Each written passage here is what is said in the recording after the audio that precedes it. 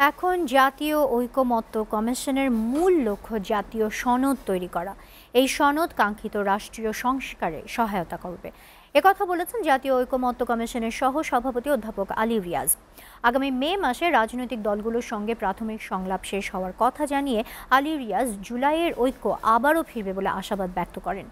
এনডিএম-এর সাথে আলোচনাকালে দলটির চেয়ারম্যান ববি হাজ্জাজ অন্তর্বর্তী সরকারের রাষ্ট্র সংস্কারের মহতী উদ্যোগকে স্বাগত জানান।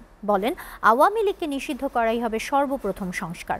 হেদায়েতুল্লাহ সীমান্তের প্রতিবেদন।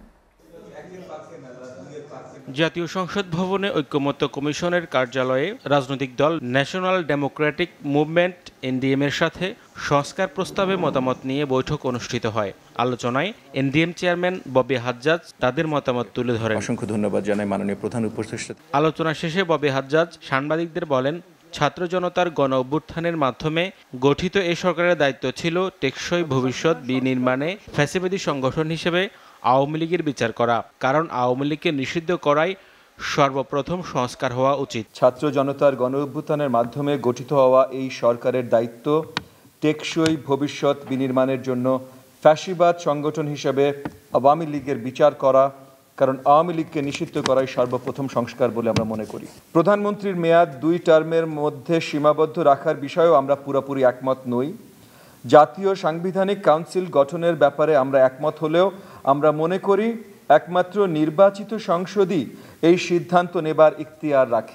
জাতীয় ঐকমত্য কমিশনের সহ সভাপতি অধ্যাপক আলী রিয়াজ বলেন, আলাপ আলোচনার মধ্য দিয়েই রাজনৈতিক দলগুলোর মধ্যে মতপার্থক্য দূর করা সম্ভব হবে। বলেন, রাজনৈতিক দলগুলো বেশিরভাগ জায়গায় একমত আছে, শুধু পথটা ভিন্ন।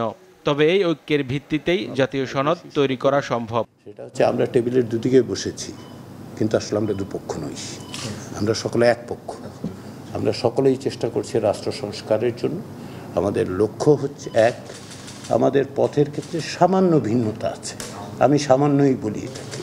এই সামান্য ভিন্নতা যাতে আমরা দূর করে একত্রে যে ঐক্যের মধ্য দিয়ে একটা ফ্যাসিবাদী শাসনকে পরাস্ত করা গেছে, সেই ঐক্যের জায়গায় আমরা আবার পৌঁছতে পারবো এবং অগ্রসর হতে পারবো, সেটাকে অব্যাহত রাখতে পারবো। অধ্যাপক আলী রিয়াজ আরও জানান, জাতীয় সনদ তৈরির মাধ্যমে জাতির যে রাষ্ট্র সংস্কারের আকাঙ্ক্ষা, সেই দিকে অগ্রসর হবে ঐকমত্য কমিশন। যত দ্রুততার সঙ্গে সম্ভব একটি জাতীয় সনদের জায়গায় পৌঁছানো।